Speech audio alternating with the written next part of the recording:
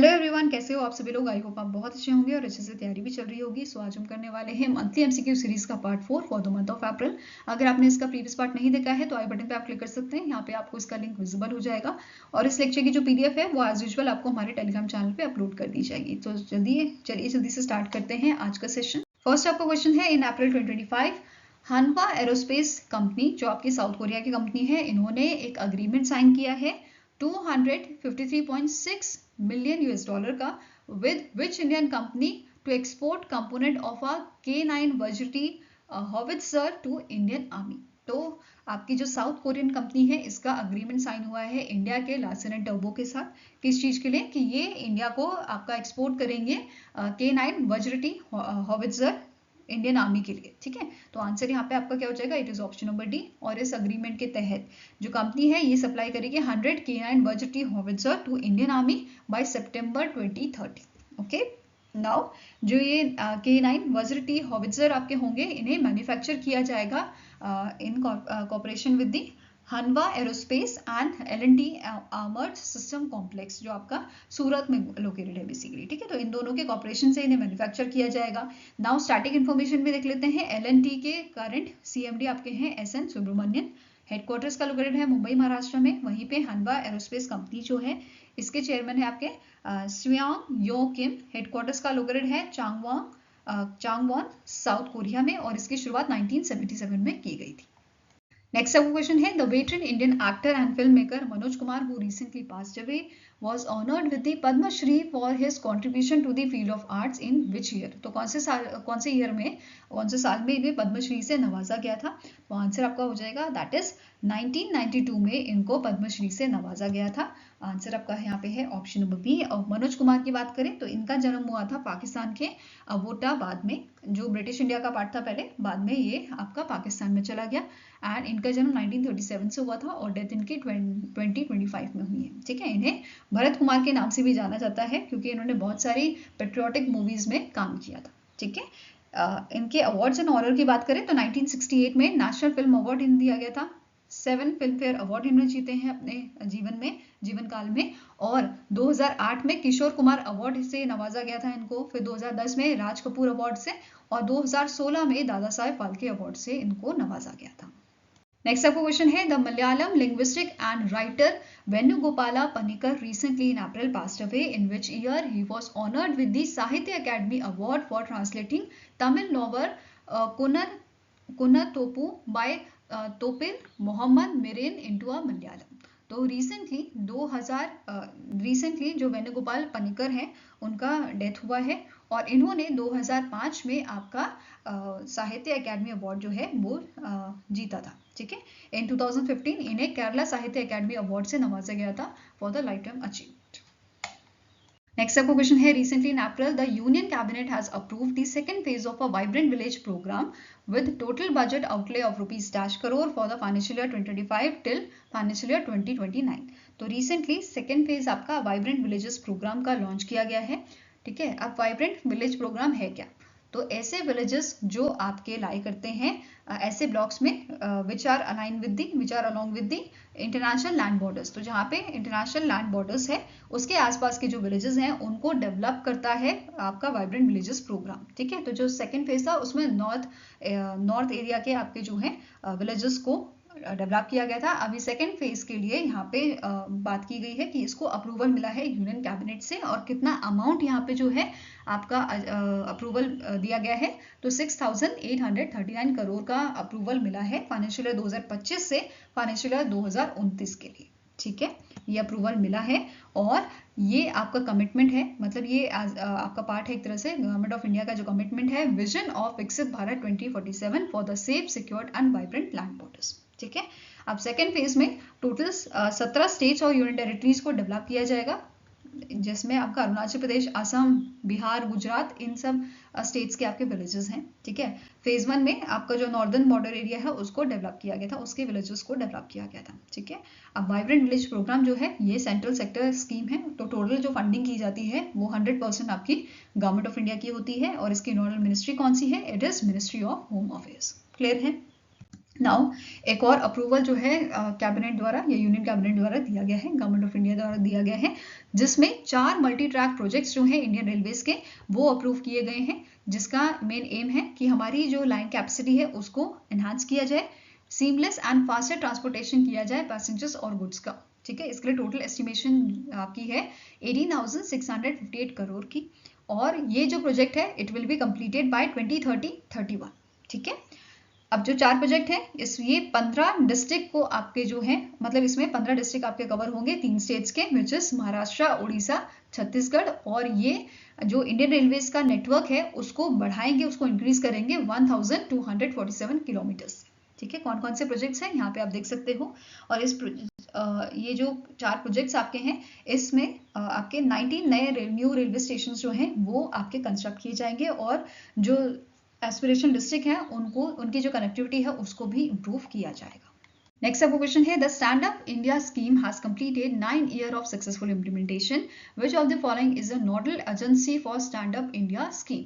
तो stand up India scheme जो है इसको 2016 में लाया गया था, और इसको 9 years कंप्लीट हो गए हैं, और इसकी नोडल एजेंसी जो है वो कौन सी है, it is small industries development bank of India, that is SIDBI जो है ये इसकी नोडल एजेंसी है। ठीक है, अब यहाँ पे इस स्कीम का मेन एम क्या था, क्या ऑब्जेक्टिव था, कि हमें प्रमोट करना है एंटरप्रेन्योरशिप ग्रासरूट लेवल पे, जो स्पेशली आपकी लाई गई थी या जो स्पेशली फोकस करती है SC ST जो आपके एंटरप्रेन्योर है उन पे, या फिर विमेन एंटरप्रेन्योर में। ठीक है, तो ये इन 2 चीज़ों पे फोकस करती है स्कीम। ओके, लोन अमाउंट की बात करें तो 10 लाख से 1 करोड़ तक का लोन यहाँ पे लिया जा सकता है, बट कंडीशन क्या है, एटलीस्ट 1 SC ST बोरोवर होना चाहिए एंड 1 विमेन बोरोवर पर बैंक ब्रांच जो है यहाँ पे आपका हो सकता है। ठीक है, नाउ एलिजिबिलिटी क्राइटेरिया क्या है, SC ST और विमेन एंटरप्रेन्योर जिनकी एज 18 साल से ज़्यादा हो।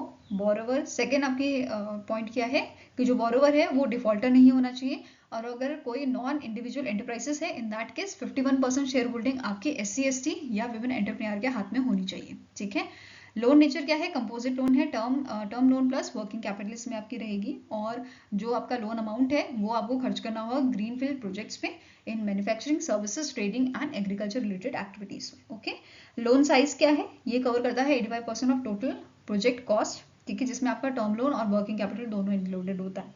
Fine, rate of interest rate and repayment जो है आपका ये रहेगा। रेट ऑफ इंटरेस्ट की बात करें तो base rate plus 3% and tenure premium आपका रहेगा। ठीक है, और रीपेमेंट आपको करना होगा अप टू 7 years में। फाइन, इसी के साथ अब बात करते हैं प्रोग्रेस की या ग्रोथ की under the stand up India scheme. तो जो टोटल सैंक्शन अमाउंट है ये आपका एज ऑफ 17 मार्च 2025 कितना हो गया है, 61,020.41 करोड़ हो गया है from 14,431.14 crore. Then total disbursement कितना हुआ है, ये आपका हो गया है 35,745.20 करोड़ का। ठीक है, देन लोन अकाउंट सैंक्शन जो है ये हुआ है आपका टोटल 2.69 लाख लोन अकाउंट, जिसमें से 2.01 लाख अकाउंट जो है वो आपके हैं विमेन बेनिफिशरीज के। इसके अलावा SC अकाउंट की हम बात करें, शेड्यूल कास्ट अकाउंट्स की, तो नंबर ऑफ अकाउंट जो इंक्रीज हुए हैं ये आपका है 46,248। लोन अमाउंट जो आपका इंक्रीज हुआ है it is 9,747.11 crore. Then ST की बात करें तो नंबर ऑफ अकाउंट जो है ये 15,228 हुए हैं। वहीं पे लोन अमाउंट जो इंक्रीज हुआ है it is 3,244.07 crore. Then women entrepreneurs की अगर हम बात करें तो नंबर ऑफ अकाउंट जो है ये है 1,90,844, और लोन अमाउंट जो इंक्रीज हुआ है इट इज 43,984.10 करोड़ का। तो ये ग्रोथ हमें देखने को मिली है आपकी मार्च तक। ओके, नेक्स्ट आपका क्वेश्चन है, इन अप्रैल 2025 the doctor Jitendra Singh has launch the indigenous trainer aircraft Hansa 3 at the National Media Center in New Delhi. Which organization developed the Hansa 3 next generation aircraft? तो इनमें से कौन सी ऑर्गेनाइजेशन है जिसने डेवलप किया है आपका नेक्स्ट जनरेशन एयरक्राफ्ट को, जिसका नाम है हंसा 3। तो it is developed by the council of scientific and industrial research CSIR national aerospace laboratory. ठीक है, आंसर है आपका यहाँ पे हो जाएगा, it is option number E, it is developed by the CSIR NAL। Okay, अब इस यहाँ पे जो लॉन्च इवेंट था, इस इवेंट के दौरान CSIR NAL जो है इन्होंने फॉर्मलाइज किया था ट्रांसफर ऑफ टेक्नोलॉजी अग्रीमेंट किसके साथ, pioneer clean AIIMS private limited के साथ for manufacturing, commercialisation, marketing and after sale support of the Hansa 3 aircraft. Okay. अब जो ये ऑर्गेनाइजेशन है ये इनिशियली मैन्युफैक्चर करेगी आपके 36 एयरक्राफ्ट पर ईयर। ओके। इसके अलावा अब जो CSIR है इन्होंने लेटर ऑफ इंटेंट भी रिसीव किया है for over 110 Hansa 3 from flying training organisation across India. अभी तक जो फ्लाइंग ट्रेनिंग आपकी होती थी उसमें बाहर के आपके जो एयरक्राफ्ट है वो यूज किए जाते थे, बट अब हंसा 3 को यहाँ पे यूज किया जाएगा। ठीक है। करंटली 14 हंसा प्लेन जो है it is use by the ministry of civil aviation and various Indian institute of technology. इसमें आपका Rotex 912 ISC-3 sports engine use किया गया है। Light weight 2 blade composite propeller इसमें यूज हुए हैं एंड कैबिन विड्थ इसकी आपकी है 43 इंचेस की। नाउ CSIR NAL की बात करें तो इसके डायरेक्टर आपके हैं डॉक्टर अभय अनंत पशिलकर। हेडक्वार्टर्स का लोकेटेड है बेंगलुरु कर्नाटका में और इसे स्टैब्लिश किया गया था 1959 में। नेक्स्ट आपको क्वेश्चन है which organisation has signed an MOU with the Indian railways for the procurement and installation of a automatic wheel profile measurement system at the Rail Bhavan in new Delhi Delhi. तो रिसेंटली आपका जो दिल्ली मेट्रो रेल कॉर्पोरेशन है इन्होंने MOU sign किया है Indian railways के साथ। किस चीज के लिए? Procurement and installation of automatic wheel profile measurement system. तो नाम से पता चल रहा है ऑटोमेटिकली आपकी जो व्हील्स हैं उसका साइज जो है ये आपका बता देगा। मतलब जहाँ पे मैन पावर आपकी यूज होती है चेक करने के लिए कि टायर्स कैसे हैं या व्हील्स जो हैं आपके ट्रेन के वो कैसे हैं, उनकी क्या हालत है, वो चीज़ अब इस automatic wheel profile measurement system द्वारा की जाएगी। और यहाँ पे ये जो सिस्टम है ये यूज करता है laser scanner and high speed cameras को मेजर करने के लिए the shape of train wheels without touching them. Okay. तो आंसर क्या हो जाएगा? Delhi metro rail corporation. अब जो इनिशिएटिव है it is align with the Indian railways mission Raftaar and Kavach initiative for the safer faster travel. Okay. अब यहाँ पे जो DMRC है दिल्ली मेट्रो रेल कॉर्पोरेशन है it will be responsible for the procurement supply installation and commissioning of a 4 AWPMS units for Indian railways. Next आपका question है which organisation initiated the first of its kind interministerial scientific study titled building a surveillance model for detecting zoonotic spill over in increased bird human interaction settings using the one health approach. तो इनमें से कौन सी organisation है जिसने initiate किया था इस स्टडी को, जिसका नाम है building a surveillance model for detecting zoonotic spill over in increased bird human interaction setting? तो आंसर आपका हो जाएगा it is your Indian council of medical research. इसके द्वारा इसकी शुरुआत की गई थी, इसे इनिशिएट किया गया था और जो ये प्रोजेक्ट है it was launch under the national one health mission. ठीक है, नेशनल वन हेल्थ मिशन के अंडर इसको लॉन्च किया गया है जिसका मेन एम है आइडेंटिफाई करना है जूनोटिक डिजीजेस रिस्क को at the intersection of human bird and environmental health. ठीक है। अब जो स्टडी है ये फोकस करेगी सेलेक्टेड बर्ड सेंचुरीज और वेटलैंड्स में विच इज लोकेटेड इन दी सिक्किम, महाराष्ट्र, तमिलनाडु, और ये टारगेट करेंगे माइग्रेटरी बर्ड्स को, सेंचुरी वर्कर्स को and near by residents. Okay, जो बर्ड सेंचुरीज के आसपास रहते होंगे उनको। ओके। नाउ तमिलनाडु में ये जो स्टडी है ये आपकी कंडक्ट की जाएगी मई 2025 में at the point Calimere bird sanctuary and दूसरी सेंचुरी आपकी है वधुवर बर्ड सेंचुरी। ठीक है, इन दोनों सेंचुरीज में तमिलनाडु में इन मंथ ऑफ मई जो है ये स्टडी कराई जाएगी। फाइन। अब इस स्टडी के लिए, इस प्रोजेक्ट के लिए 3 मिनिस्ट्री ने कोलैबोरेशन किया है, ministry of environment, forest and climate change, ministry of agriculture and ministry of health and family welfare. Next question है which of the following entities are among the first to be designated as a corporate agent in a GIFT in the GIFT IFSC Gandhinagar Gujarat. तो recently यहाँ पे 3 entities ऐसी हैं जिनको designate किया गया है as a corporate agent. Basically ये क्या होती हैं? ऐसे एंटिटीज जिनको कॉर्पोरेट एजेंट बनाया जाता है वो उनको बेसिकली परमिशन होती है कि वो अपने जो इंश्योरेंस प्रोडक्ट हैं वो सेल कर सकते हैं NRI और पर्सन ऑफ इंडियन ओरिजिन को। ठीक है। अब कौन से 3 एंटिटीज है जिनको यहाँ पे सेलेक्ट किया गया है या डेजिग्नेट किया गया है as a corporate agent? It is your HDFC bank, IDFC first bank and stock holding securities IFSC limited. ठीक है, आंसर यहाँ पे क्या हो जाएगा आपका? It is option number B. इन तीनों को डेजिग्नेट किया गया है as a corporate agent. Okay. इसके अलावा in month of March international financial service centre authority जो है इसकी एक स्टैंड अप कमेटी आपकी बनाई गई थी जिसके कमेटी चेयर आपके कौन थे? It is your MR Kumar जो फॉर्मर चेयरपर्सन है आपकी LIC की। ओके। नाउ IFSCA की बात करें, international financial service centre authority की, कि इसके चेयरमैन कौन है? K. राजारमन हेडक्वार्टर इसका लोकेटेड है आपका गिफ्ट सिटी गांधीनगर गुजरात में और इसे 2020 में आपका स्टैब्लिश किया गया था।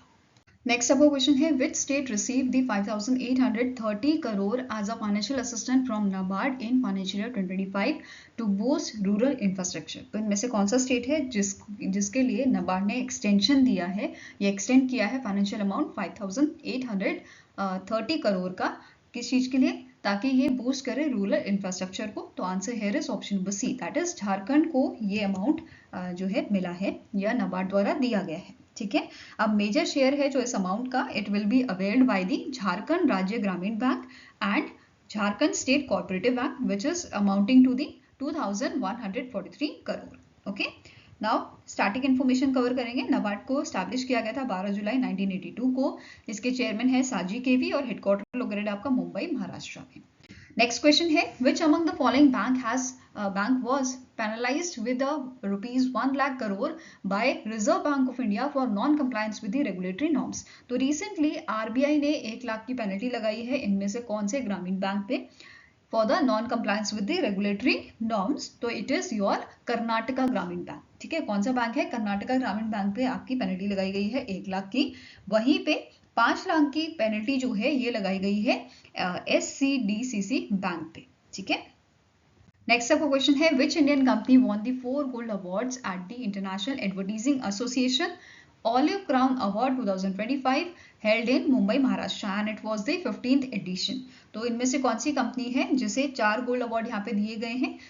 तो आंसर आपका हो जाएगा it is your Adani group. ठीक है, कौन सी आपकी कंपनी है, कौन सी ऑर्गेनाइजेशन है, it is your Adani group. Okay, और 4 अवार्ड यहाँ पे दिए गए हैं। In which category, corporate social crusader of the year, green advertiser of the year, best film for the Pankha film and digital. तो ये 4 कैटेगरी में 4 गोल्ड अवार्ड यहाँ पे अदानी ग्रुप को दिए गए थे। Okay, now international advertising association की अगर बात करें तो इसे 1938 में स्टैब्लिश किया गया था और हेडक्वार्टर लोकेटेड आपका न्यूयॉर्क यूएसए में। नेक्स्ट क्वेश्चन है who has been appointed as a 20th chairman of a man-made and technical textile export promotion council। तो इनमें से कौन से आपके पर्सन है, कौन सी पर्सनालिटी है जो 20th चेयरमैन बना है man made and technical textile export promotion council का। तो answer here is option number A, that is Shalin Toshniwal जो है इनको अपॉइंट किया गया है एज अ 20th चेयरमैन। ठीक है, man made and technical textile export corporation export promotion council का। ओके, और इन्होंने सक्सीड किसे किया है, बाद्रेश दोदिया जो है उनको इन्होंने रिप्लेस किया है। साथ में ही शालीन तोशनीवाल की बात करें तो ये आपके जॉइंट मैनेजिंग डायरेक्टर हैं बंसवारा सिंटेक्स लिमिटेड में। ओके, नाउ इस ऑर्गेनाइजेशन की बात करें तो इसके आपका 1954 में इसे स्टैब्लिश किया गया था। हेडक्वार्टर आपका लोकेटेड है मुंबई महाराष्ट्र में। Next is the Indian Army and DRDO successfully conducted the flight test of which missile system from Dr. APJ Abdul Kalam Island, Odisha। तो recently इंडियन आर्मी और DRDO ने मिलके कंडक्ट किया है फ्लाइट टेस्ट आपके medium range surface to air missile का, और ये कहाँ पे किया गया था test, APJ Abdul Kalam island पे। और इसका दूसरा नाम क्या है, please let me know in the comment section. ठीक है, आंसर यहाँ पे क्या हो जाएगा आपका ऑप्शन नंबर ई। अब जो ये आपका medium range surface to air missile है, this system is developed jointly developed by the DRDO and Israel aerospace industries द्वारा इसको जो है डेवलप किया गया है। अब बात करेंगे medium range surface to air missile की, इस सिस्टम की। तो इसके की फीचर क्या है, इसकी लेंथ है आपकी अप्रोक्सीमेटली 4.5 मीटर, वेट इसका है 275 kg, पेलोड कैपेसिटी ये ले सकता है 60 kg की, एंड इसकी रेंज जो है strike range it is up to 100 kilometres. वहीं पे स्पीड की बात करें it is up to Mach 2। Okay, साथ में ही कैपेबिलिटीज क्या है, ये इंटरसेप्ट कर सकता है एयरक्राफ्ट को, हेलीकॉप्टर्स को और इनकमिंग मिसाइल्स को। ओके, नेक्स्ट आपका क्वेश्चन है which Indian states heritage and tourism department declared 2 Harappan sites as protected monuments and archaeological sites which are part of the Sindhu Saraswati civilisation.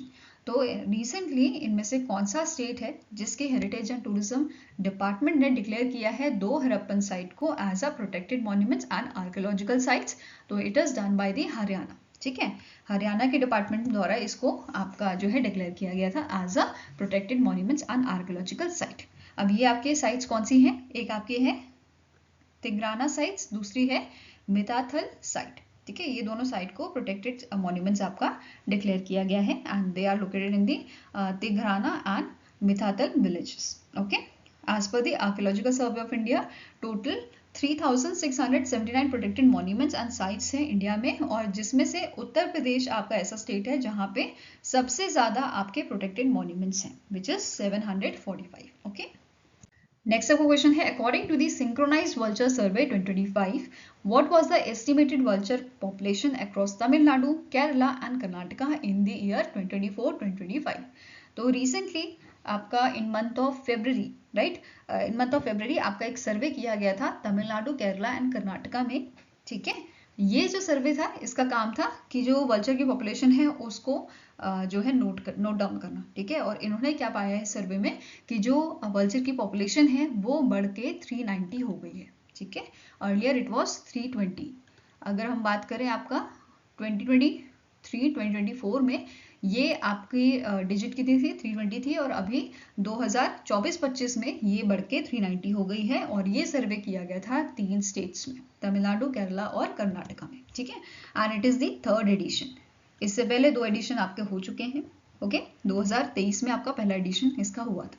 Fine, now अब यहाँ पे बात करें तो जो सर्वे था रिलीज किसने किया था, डॉक्टर के पॉनमोदी ने। इसके अकॉर्डिंग जैसे कि मैंने बताया आपको 390 पॉपुलेशन आपकी हो गई है वल्चर्स की, और 390 में से भी तमिलनाडु में 157 वल्चर्स हैं, केरला में 125 वल्चर्स को नोट किया गया है, और कर्नाटका में 108 वल्चर्स को नोट किया गया है। इसके अलावा यहाँ पे एक चीज जो नोट करने वाली है कि पहली बार ऐसा देखा गया है सदर्न इंडिया में रेड हेडेड वल्चर्स जो हैं उसका नेस्ट यहाँ पे पाया गया है in the Mudumalai tiger reserve which is located in the Tamil Nadu. Okay, इसके अलावा आपको नोट करना है कि जो व्हाइट रम्ड आपके जो white rumped long billed and red headed आपका जो वल्चर है एंड स्लेंडर बिल्ड वल्चर जो है इनको क्रिटिकली एंडेंजर्ड की कंडीशन में डाला गया है by the IUCN red list classification. Okay, next question है, which Indian state recently launched the disaster and relief monitoring system, a digital platform to streamline disaster reporting, relief processing and fund disbursement? तो इनमें से कौन सा Indian state है जिसने launch किया है DRMS को, एक डिजिटल प्लेटफॉर्म को, disaster and relief monitoring system platform को लॉन्च किया है? तो आंसर आपका हो जाएगा it is done by the Meghalaya. ठीक है, किसने किया है, इसे लॉन्च किया है मेघालय ने।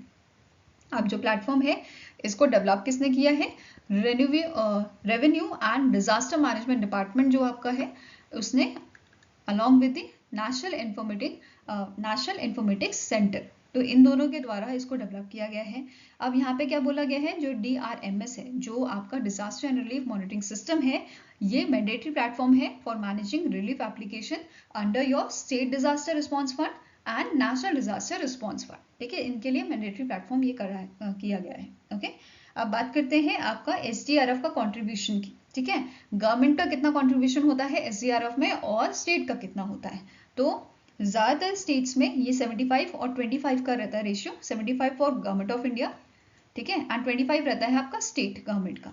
ठीक है, वहीं पे कुछ आपकी जगहें ऐसी है जैसे north eastern and Himalayan state जहां पे ये कंट्रीब्यूशन आपका डिफरेंट हो जाता है। जैसे गवर्नमेंट ऑफ इंडिया का होता है 90% का 90 रेशियो, आपका 10 का ये रहता है स्टेट गवर्नमेंट का। ठीक है, in the north eastern and Himalayan state. Clear है? नेक्स्ट आपका क्वेश्चन है, which country recently announce its decision to withdrawal from the international criminal court? तो इनमें से कौन सी आपकी कंट्री है जो पहली यूरोपियन कंट्री बनी है जिसने डिसीजन लिया है कि ये विड्रॉ करेगी इंटरनेशनल क्रिमिनल कोर्ट से? ठीक है, आंसर यहाँ पे आपका हो जाएगा it is option number B, that is Hungary ने डिसाइड किया है। अब ये डिसीजन क्यों लिया है हंगरी ने? बेसिकली इंटरनेशनल क्रिमिनल कोर्ट जो है इसने नवंबर 2024 में एक अरेस्ट वारंट इशू किया था against the Israel PM Benjamin Netanyahu. क्यों किया था? क्योंकि वो अक्यूज मानते हैं बेंजामिन नेतन्याहू को, जो आपके गाजा के अगेंस्ट में आप सभी को पता है जो वायलेंस वहां पे हुआ था, जो वॉर वहां पे हुई थी, तो उसके लिए एक्यूज माना जाता है बेंजामिन नेतन्याहू को by the international criminal court. ठीक है, अब यहाँ पे हंगरी इसका पार्ट है, तो हंगरी को भी ये चीज फॉलो करनी पड़ेगी इंटरनेशनल क्रिमिनल कोर्ट ने जो कहा है। बट हंगरी जो है ये आपके फुल सपोर्ट में है। किसके फुल सपोर्ट में है? बेंजामिन नेतन्याहू के। वो खुलेआम सपोर्ट करता है इसराइल का। तो अब हंगरी ने डिसीजन लिया है कि ये जो है अब पार्ट नहीं रहेगा इंटरनेशनल क्रिमिनल कोर्ट का। ठीक है, अब इसके लिए प्रोसेस क्या होता है कि अगर विड्रॉ करना है इंटरनेशनल क्रिमिनल कोर्ट से, तो सबसे पहले हंगरी जो है ये एक रिटर्न नोटिस जो है वो प्रोवाइड करेगा, वो सेंड करेगा आपके जो यूनाइटेड नेशन के हेड है एंटोनियो गुटेरेस को, और आफ्टर 1 ईयर हंगरी जो है वो विड्रॉ कर पाएगा इंटरनेशनल क्रिमिनल कोर्ट से, मतलब ऑफिशियली वो हट जाएगा इंटरनेशनल क्रिमिनल कोर्ट से, मतलब इसके मेंबर वो नहीं रहेगा आफ्टर 1 ईयर। ठीक है, तो ये इसका प्रोसेस होता है, और हंगरी ने जो है सेंड कर दिया है अपना return notice. Okay, now Hungary जो है मेंबर कब बना था आईसीसी का? 1999 में ये मेंबर बना था। ओके, इसके अलावा और कौन से आपके कंट्रीज हैं जो इसके मेंबर नहीं रहे हैं टिल मार्च 2025? जो बुरुंडी है एंड फिलीपींस जो है ये ऑफिशियली इन्होंने विड्रॉ कर लिया है आपका इंटरनेशनल क्रिमिनल कोर्ट से, और अब हंगरी ने भी डिसीजन लिया है। ठीक है, नाउ आईसीसी की बात करें इंटरनेशनल क्रिमिनल कोर्ट की, तो इसके प्रेसिडेंट कौन है? इनका नाम है Tomoko Akane from Japan. Headquarter located है इसका नीदरलैंड में। मेंबर कितने हैं अभी? 125 कंट्रीज इसके मेंबर हैं, और इसे 2002 में स्टैब्लिश किया गया था। फाइन, नेक्स्ट क्वेश्चन है, according to the State Bank of India's report, what is the projected range of India's retail inflation for the first half of financial year 2026? तो स्टेट बैंक ऑफ इंडिया की जो report है इसके according जो आपका retail inflation रहेगा in the first half of 2026 financial year 2026, ये रहेगा आपका बिटवीन 3.9% टू 4%। ठीक है, आंसर यहाँ पे क्या हो जाएगा? It is option number C. इसके अलावा यहाँ पे मेंशन किया गया है सीपीआई इन्फ्लेशन जो है इट इज एक्सपेक्टेड कि आपका डिक्लाइन करेगा 3.8% in the Q4 of financial year 2025। And जो कोर इन्फ्लेशन है आपका, ये आपका प्रोजेक्ट किया गया है जिसमें फूड और फ्यूल इंक्लूड नहीं किया गया है। ठीक है, इन्होंने प्रोजेक्ट किया है कि ये आपका रहेगा between 4.2% to 4.3% in the financial year of 2026। Now next is, who won the Formula 1 Japanese Grand Prix 2025 which was held at the Suzuka Circuit Japan? तो इनमें से कौन से आपके पर्सन हैं, कौन से प्लेयर हैं जिन्होंने जापानीज ग्रैंड प्रिक्स 2025 का जो है उसे जीता है? तो it is won by the Max Verstappen. Okay, answer यहाँ पे क्या हो जाएगा आपका? Option number A. वहीं पे अगर बाकी हम रैंकर्स की बात करें तो सेकंड नंबर पे लैंडो नॉरिस थे, थर्ड पे आपके ऑस्कर पियास्ट्री थे। ओके, नाउ बात करें अगर FIA की, तो इसके करंट प्रेसिडेंट हैं मोहम्मद बिन सुलेम। हेडक्वार्टर्स का लोकेटेड है आपका पेरिस फ्रांस में, और 1904 में से स्टैब्लिश किया गया था। नाउ बात करेंगे नेशनल एंड इंटरनेशनल डेज की। तो आपकी फर्स्ट डे है international day for mine awareness and assistant in the mine action. तो इस डे को ऑब्जर्व किया जाता है 4 अप्रैल को। 20th एडिशन इसका हमने 2025 में ऑब्जर्व किया है, और 2006 में इसकी शुरुआत की गई थी, मतलब फर्स्ट एडिशन इसका 2006 में आपका हुआ था। थीम क्या थी? Safe future start here, safe future starts here. Okay, इसके अलावा 26 annual land mine monitor report जो है 2024 की, ये रिलीज की गई थी। ठीक है, इसे रिलीज किसने किया था? Landmine and cluster munition monitor द्वारा इसको रिलीज किया गया था, और इसमें मेंशन किया गया है कि कैजुअलिटी के बारे में, जैसे जो माइन वर्कर्स आपके होते हैं जो खुदाई करते हैं बेसिकली माइंस में, तो उनके कैजुअलिटी के बारे में यहाँ पे बताया गया है कि आपके 2023 में कितनी कैजुअलिटीज यहाँ पे थी? 5757 कैजुअलिटी यहाँ पे हुई थी। वहीं पे 2022 के कंपैरिजन में ये 22% ज्यादा जो है यहाँ पे हमें देखने को मिली है कैजुअलिटीज। ठीक है, 2022 में 4709 थी, और 2023 में ये बढ़ के 5757 हो गई। इसके अलावा 10 ऐसी कंट्रीज जहाँ पे सबसे ज्यादा जो है कैजुअलिटीज देखने को मिली थी 2023 में। म्यांमार पहले नंबर पे है, then Syria, Afghanistan, Ukraine, Yemen, Nigeria, Burkina Faso, Mali, Ethiopia and Iraq. यहाँ पे सबसे ज्यादा कैजुअलिटी हमें देखने को मिली है। ओके, नेक्स्ट आपका डे है नेशनल मैरीटाइम डे। इस डे को हम ऑब्जर्व करते हैं 5 अप्रैल को, और इस बार 62nd एडिशन जो है 62 एडिशन जो है वो ऑब्जर्व किया गया था, और पहली बार हमने नेशनल मैरीटाइम डे को ऑब्जर्व किया था 1964 में। ओके, नाउ अब यहाँ पे थोड़ी हिस्ट्री की अगर बात करें तो 5 अप्रैल मतलब इस डे को, नेशनल मैरीटाइम डे को हम इसलिए भी याद करते हैं क्योंकि 5 अप्रैल 1919 को SS लॉयल्टी जो इंडिया का स्वदेशी शिप था, इसको ऑपरेट किया गया था by the Scindia steam navigation company limited, और इसका जो जर्नी था आपका, पहली जर्नी वो मुंबई से लंदन तक की थी। ओके, नाउ अब यहाँ पे एक और चीज कि इस ओकेजन पे, नेशनल मैरीटाइम डे के ओकेजन पे, यूनियन मिनिस्टर सर्बानंद सोनोवाल ने हरी झंडी दिखाई थी मैरीटाइम अवेयरनेस वॉकेथन को in the new Delhi, Delhi. Okay, now अब नेशनल मैरीटाइम वीक की भी बात कर लेते हैं। इसकी शुरुआत आपकी 30 मार्च को की गई थी और ये 5 अप्रैल तक चला था। थीम क्या थी इसकी? समृद्ध सागर, विकसित भारत एवं नील अर्थ और हरित विकास के लिए युवा, ये इसकी थीम थी। आई होप गाइस आपको ये वीडियो पसंद आया हो। पसंद आए तो लाइक एंड शेयर जरूर कीजिएगा और हमारे साथ जुड़ने के लिए हमारे चैनल को सब्सक्राइब कीजिएगा। अगर आपके कोई सजेशन है तो आप हमें जो है मेल कर सकते हैं benchmarkstudy007@gmail.com पे, या फिर आप हमें कमेंट सेक्शन में भी लिख सकते हैं। सो मिलेंगे सही नेक्स्ट वीडियो के साथ। Till then take care, have a nice day and all the best for your preparations.